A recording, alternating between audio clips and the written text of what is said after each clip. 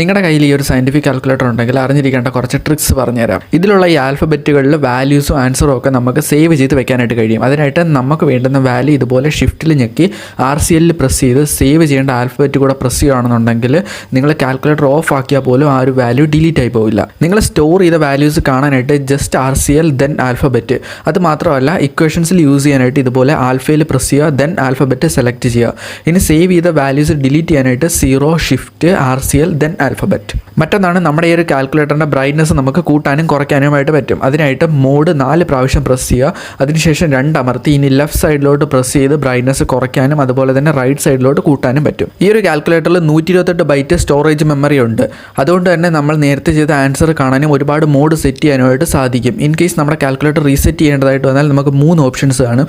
Shift then mode press ചെയ്ത ശേഷം memory clear ചെയ്യാൻ 1, മോഡ് ക്ലിയർ ചെയ്യാൻ 2, റീസെറ്റ് ചെയ്യാനായിട്ട് 3 പ്രസ് ചെയ്ത ശേഷം ഈക്വൽ ടു കൊടുക്കുക.